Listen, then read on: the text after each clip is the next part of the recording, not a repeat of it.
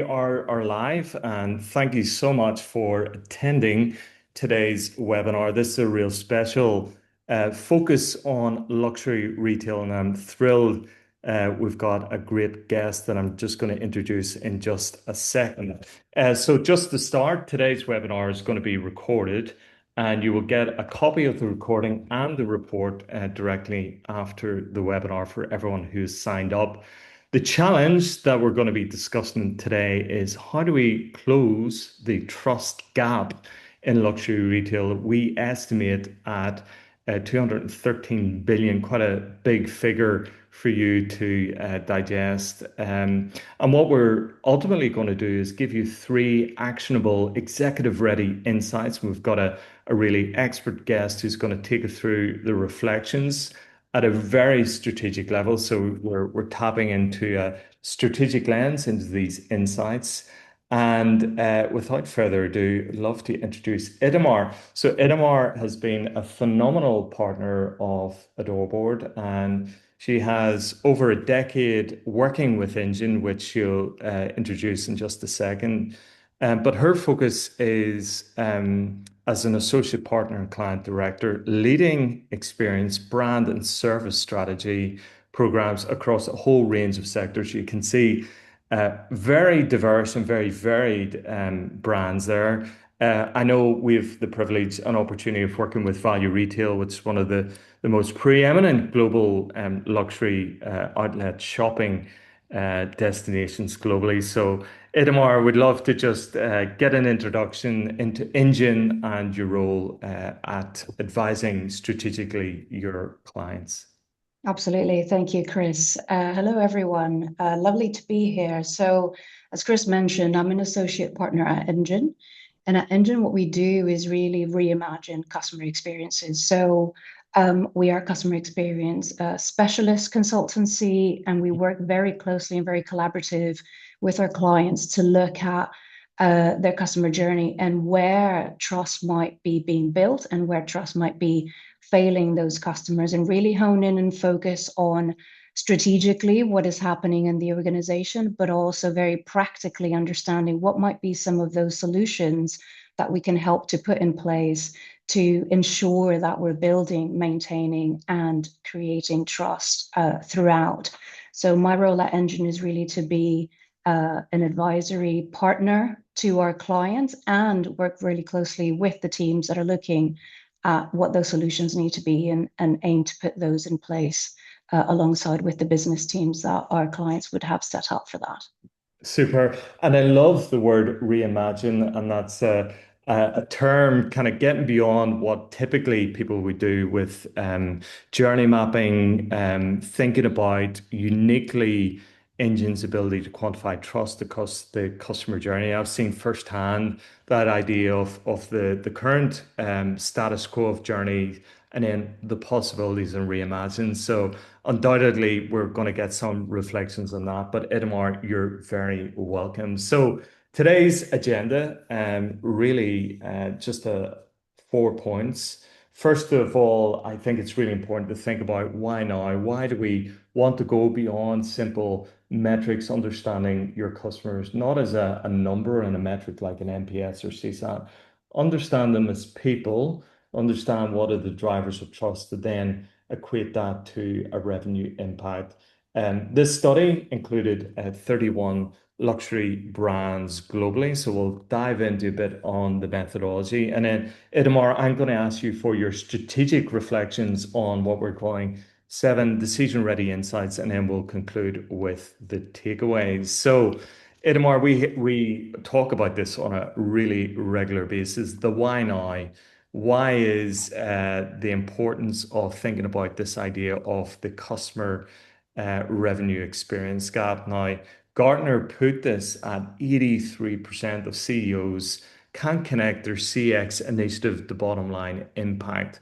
And this is an uncomfortable truth that we often discuss, Itamar, in terms of thinking about how you connect the journey to revenue impact. Now, this is not just for organizations, it's actually for the CX professions as well.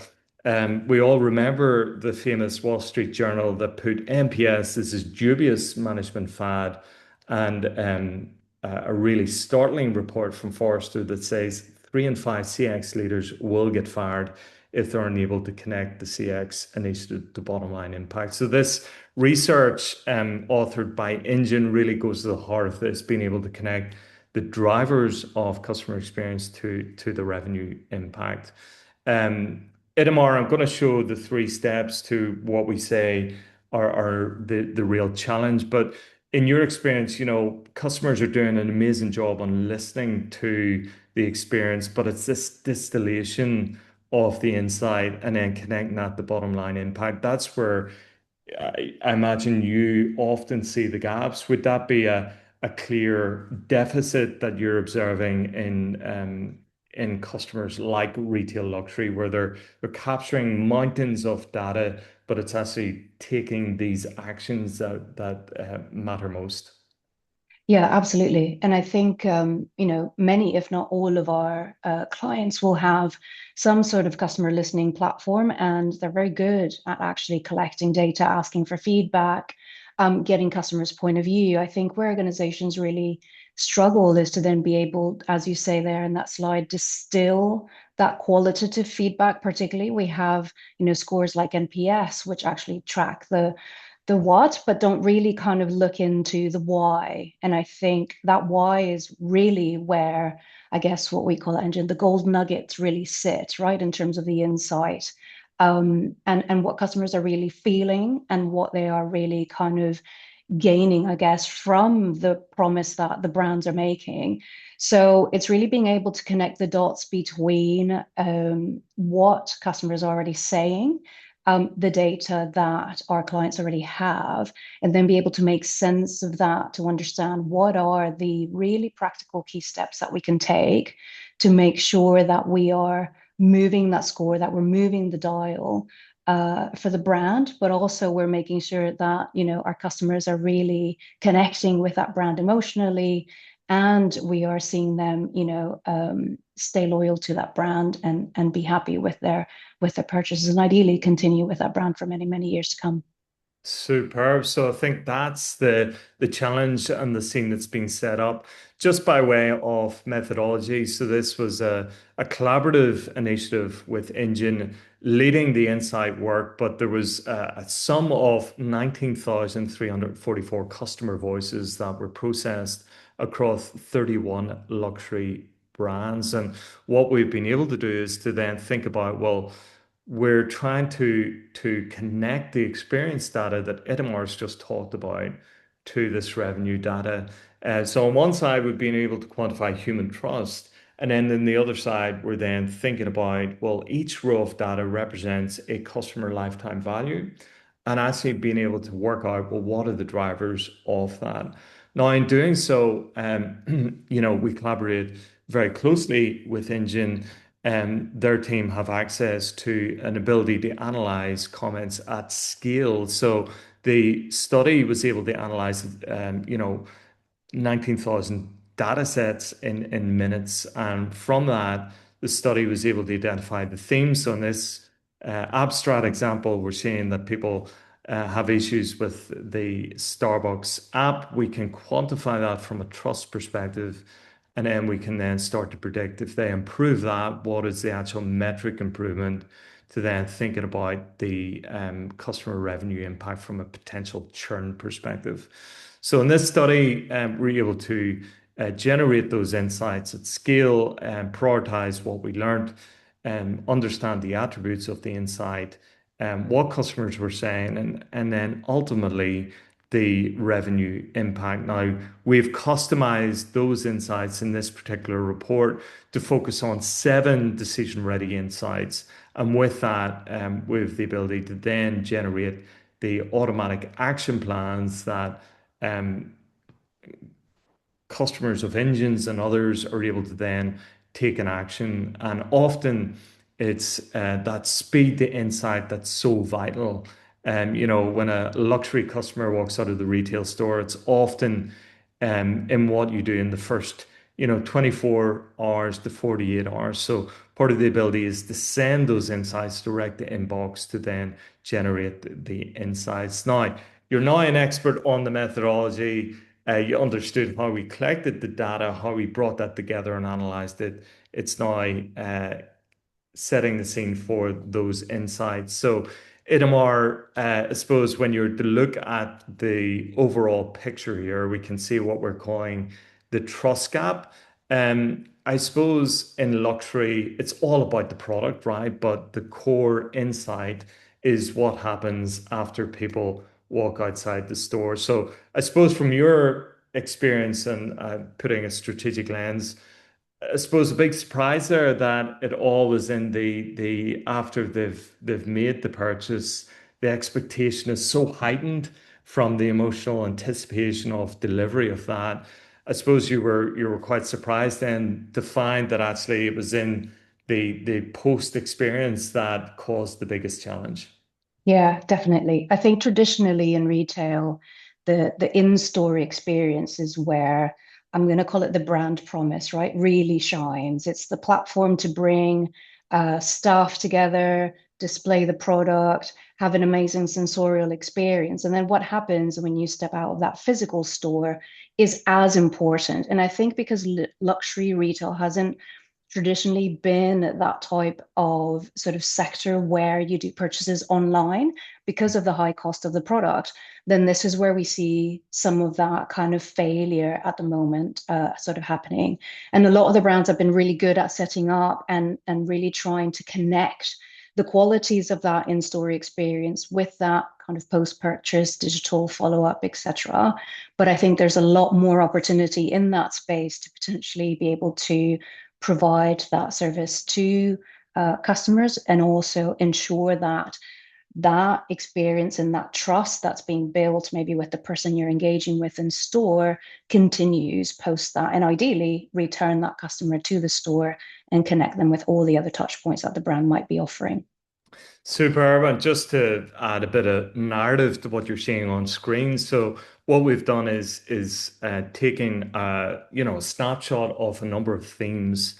And what we've been able to do is to understand, the best performing and the worst performing. You can see the high trust threshold there as the perforated red line. So you can see there are clear winners and losers in terms of each of the sectors. But as Itamar has very crisply put, the key battleground for winning the hearts and minds of luxury consumers is in the gap between this physical and digital journey.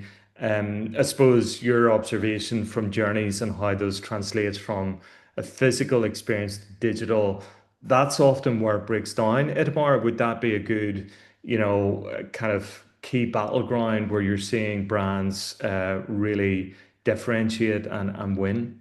Yeah, absolutely.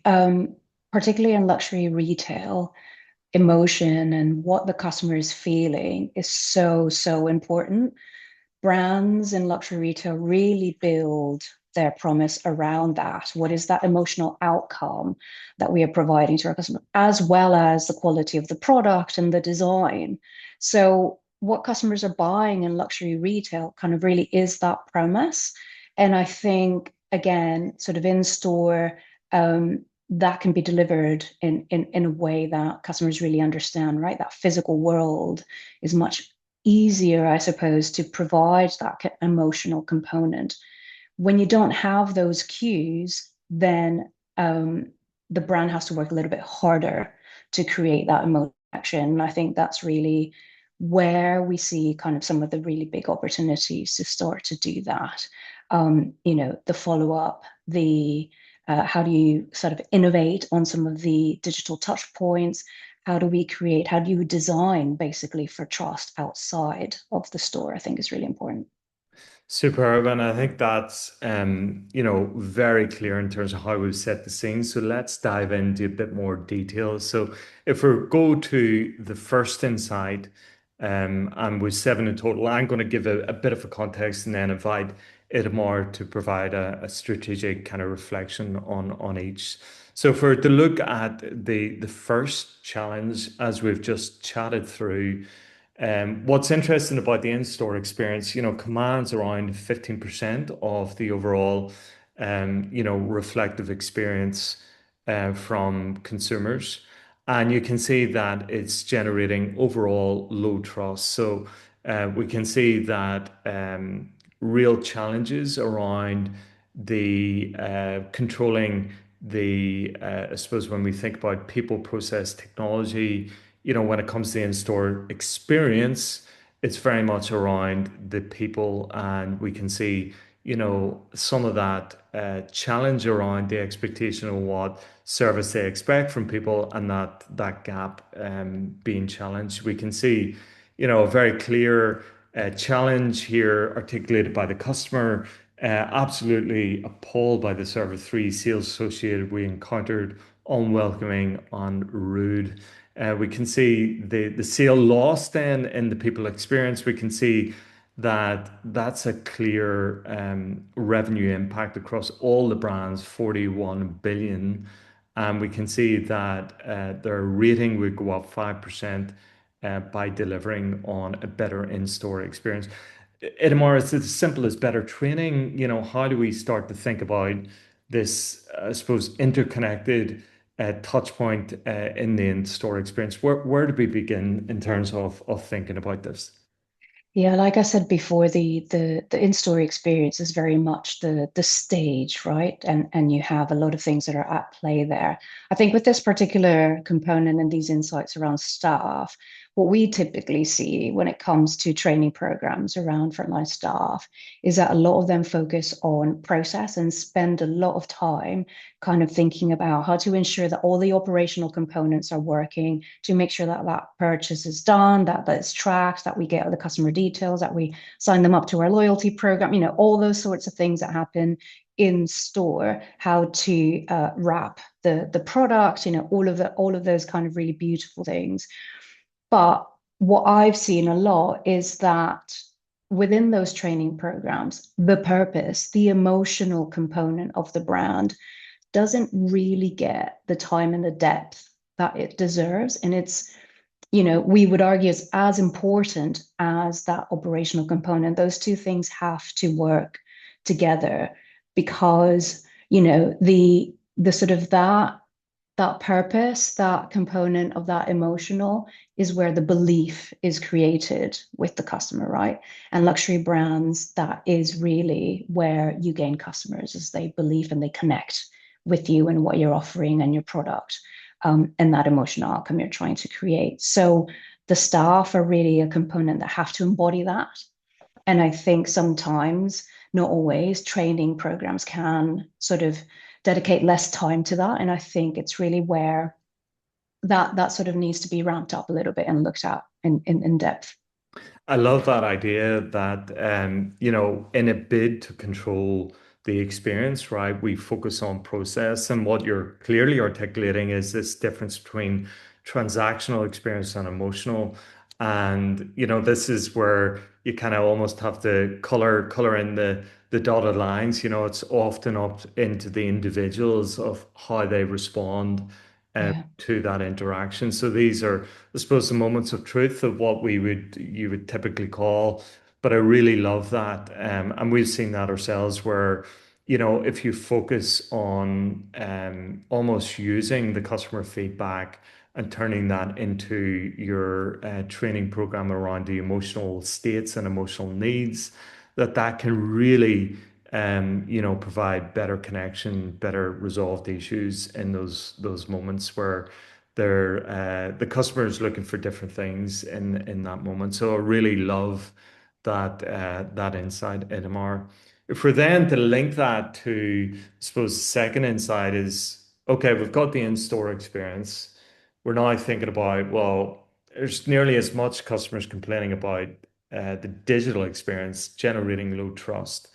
How do we kind of make that connection so you can see, what needs to be improved, customers complaining, kind of waiting time around refunds, automated messaging, seems to be again going back to this emotional need and really catering for that.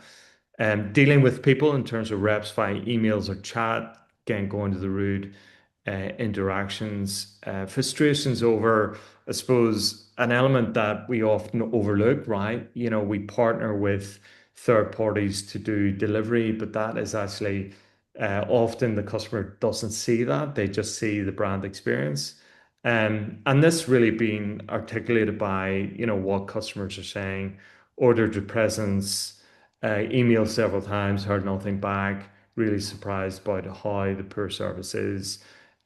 We can see if we're just to kind of flip between these two, that actually, there's a 10 billion difference at risk here.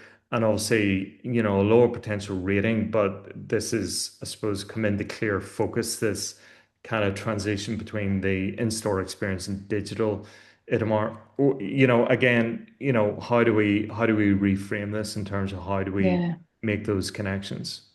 Yeah, I think the gap between that in-store and that digital experience kind of really shows the pressure of scale and scaling that kind of physical, very hands-on experience to something that then becomes fairly remote.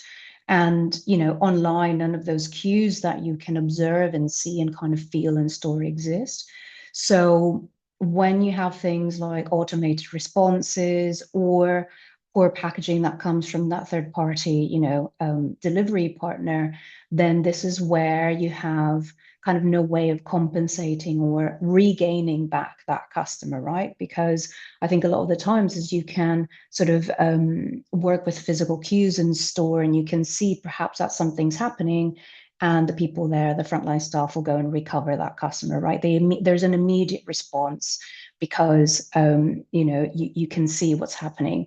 Whilst when you've got the digital experience, the customer isn't in front of you, right? So you lose a little bit of that visibility. So I think even when it's not related to a purchase or a transaction, maintaining that communication, that connection with the customer, ensuring that you're still front of mind, ensuring that you're still demonstrating, that care and that emotional connection is really important because that's how we had an event last week talking about this and I think about it as like trust credits, right? This is where you kind of earn some trust credits. So when something goes a little bit wrong, you've got more tolerance from that customer. And yes, digital, I think with, AI and everything that we're seeing now in terms of implementation can be much quicker, but we've got to make sure we're designing those engagements in the right way so it doesn't feel alien to the brand. It really carries the tone of voice and it carries that kind of those emotional cues that are really important. So again, rather than thinking about, responses, even if automated sounding very transactional, how do you work with the tone of voice to make sure that there is a more of a conversational tone, for example, and it really speaks to the brand and customers still feel like they might be dealing with, with the brand itself and with the person and not through, a proxy too. I think that's really, really important. I suppose anymore when you're advising clients, do you view this as a continuous journey? Is that the only way to address this as a continuous journey that Absolutely. right? Absolutely. Particularly with digital, technology now is moving so quick. More tools, better ways to connect are constantly happening. I think this space is sort of really ripe for innovation, particularly when it comes to customer service and particularly in luxury, because you can't treat luxury in the same way that you would treat, a grocer online. It's a completely different proposition. And I think that's where, when I think about, I always think about it as, the brand promise and how that is translating into that experience. And I think for luxury, brand is their probably most valuable asset. Yeah, and it feels that you can't get into differentiated experiences if you're not delivering what are table stakes and hygiene factors. So I think Exactly. there's a way to kind of think through this. I think like for listeners, this was the key gap that we wanted to really focus on, this transition between in-store to digital. So I'm just going to spend a smaller amount of time, going through the other insights and maybe just invite Edamar for a summarization reflection as we go through this. So I think like often as we've seen in the in-store experience, the current service experience really reinforcing that challenge that we highlighted. Certainly, no customer wants to feel that they're being treated like criminal. I think that's a really stark a quote, from one of the reviews. But you can see that current service experience provides, almost, triple the value if this is to get right. And certainly from a business impact perspective, an area that could give, significant, almost, a three times return on the metrics and also revenue impact. Again, we're seeing a similar theme here at MR, leveraging staff. When this goes well, we can see, this is where the magic happens, right? We can see high trust excels in product knowledge, personalized service. Is this often where you would kind of almost look for these areas of high trust to then really kind of click into to really think about, well, how do you really elevate these? So maybe just get a thought process based on the last two insights. Yeah, I think this is such a great component because it's a demonstration that really people make a massive, massive difference in luxury retail. I think what's interesting here is that the volume is quite low, so it's only 4%. But I think this is where brands can really learn, not just from their customer, but also from their staff. So what is it that the staff are doing on the ground that's working really well, that's creating that trust, and feed that back into the training programs, into the organization, into how they are kind of really embracing their staff, how that staff is embodying the brand. So staff are also a massive, massive kind of source of knowledge. And when we work with our clients, they are kind of the first people we tend to speak to, right? As well as the stakeholders. What is happening on the ground? What are you seeing? What do you do that works really well? How do customers respond? And I think, the answer here is really where the organization has really made that possible and empowered and enabled their staff to create those connections, to take action, to be able to recover a customer in a way so they feel really free, because they understand the training, because they have made their own personal connection to the brand and they know how to embody it really, really well. And it'd be remiss of me to kind of skip over the word joy there. So the brands that do this really well are almost owning an emotional outcome, and that's a feeling that becomes embedded in our memories. So really important that we think about, what are the emotional outcomes that we want to own.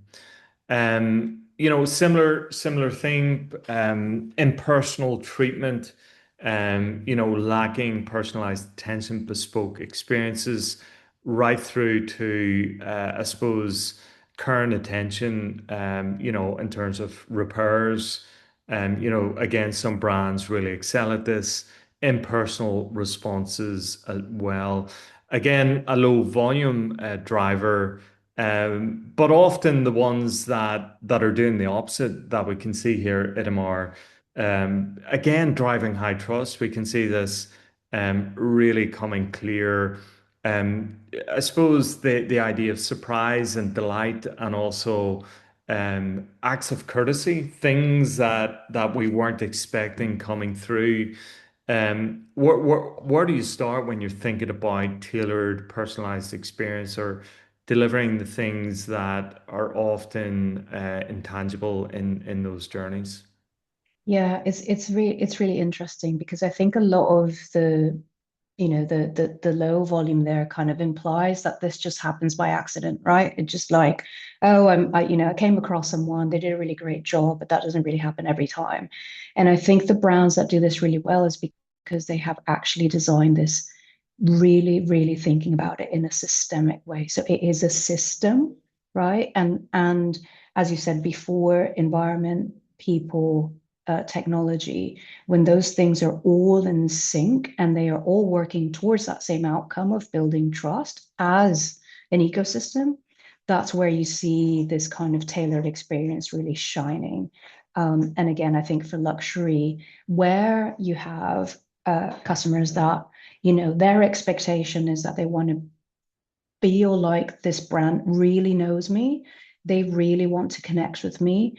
And they see me as, a person, an individual that's coming with everything that the challenges being a human comes with.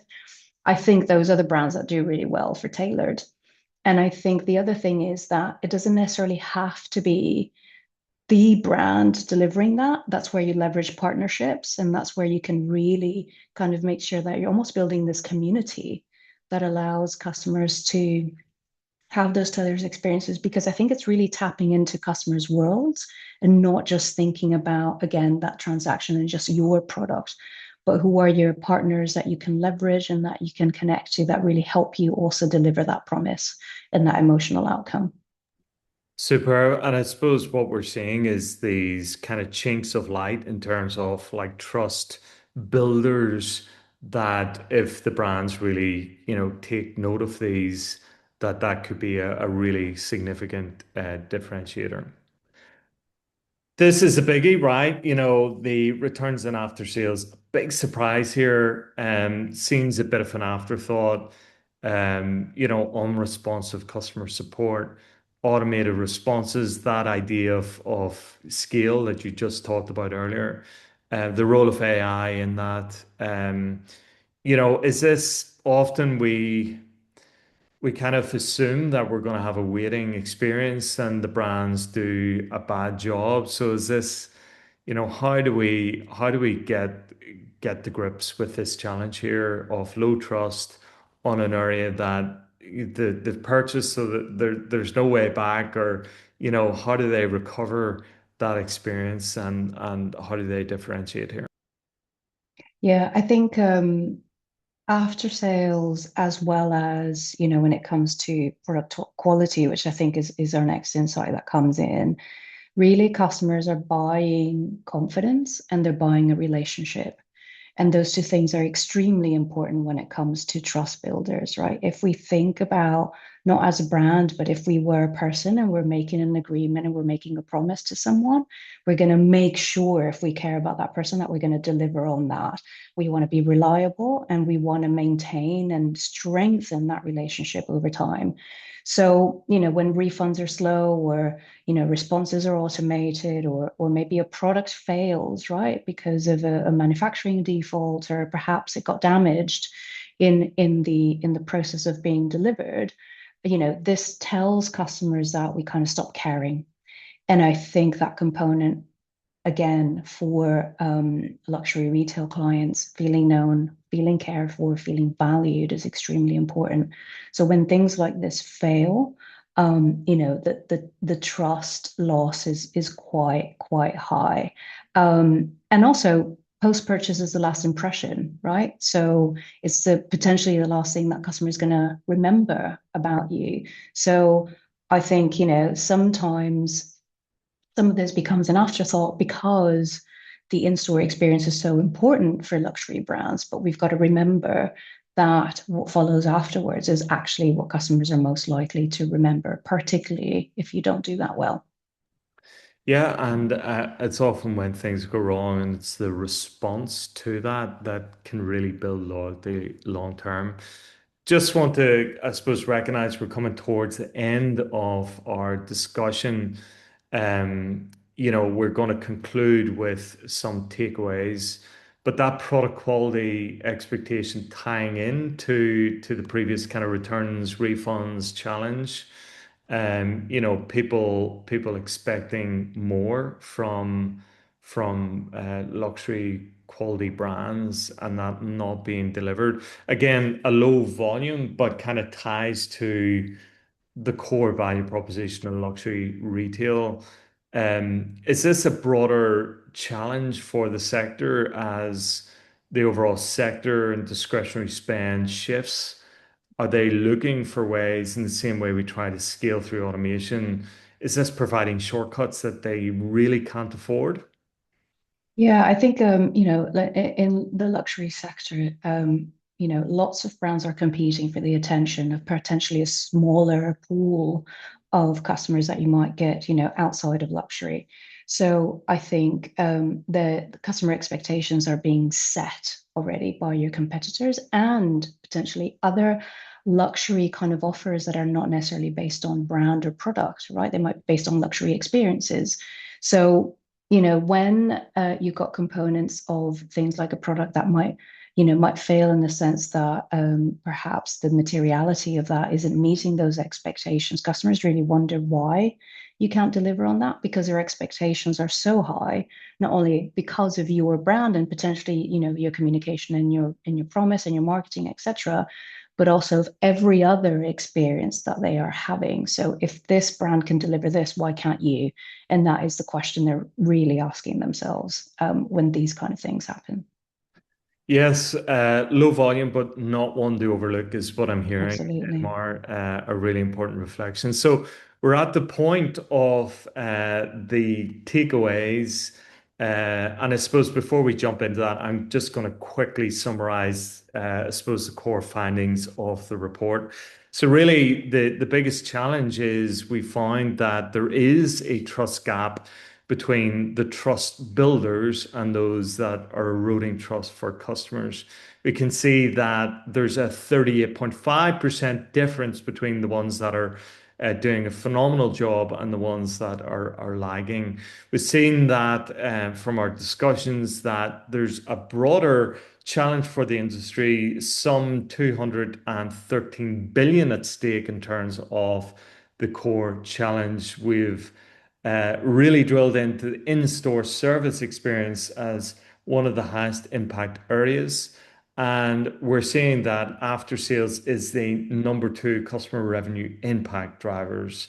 And the trust builders are really excelling with this human experience, human touch, provided with all the various other elements. So, Idamar, I think the opportunity here is really clear.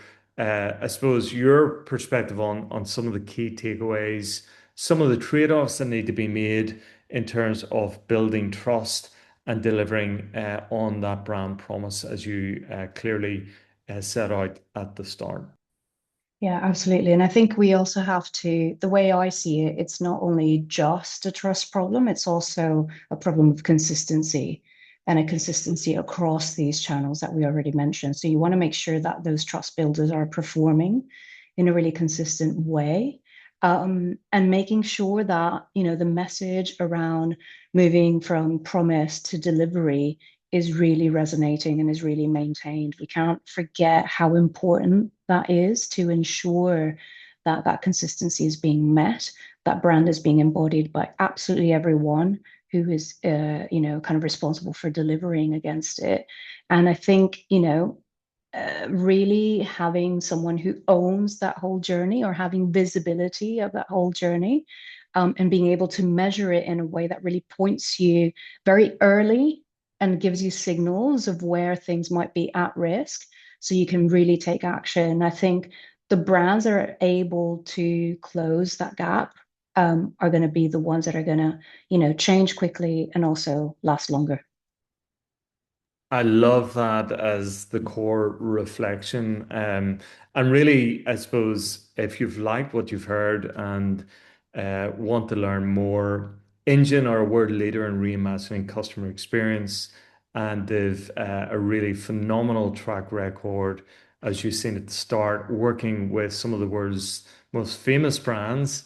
And obviously, we power that, so we're a technology partner of Engine turning customer feedback into revenue impact. So all I have to do now is to say thank you for attending. Thank you for a wonderful guest, Idamar, for your contribution.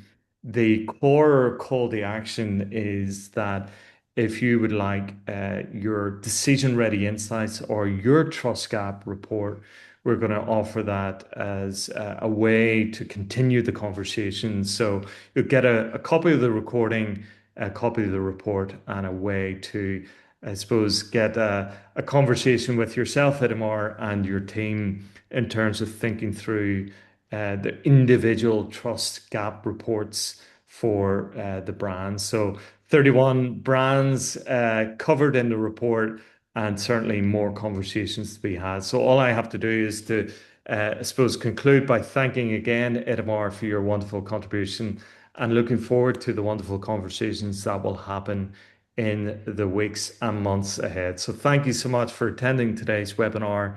My name is Chris Johnson. You've been a wonderful audience and look forward to speaking to you again. Thanks again. Cheers now. Bye, everyone. Cheers. Bye bye. Bye.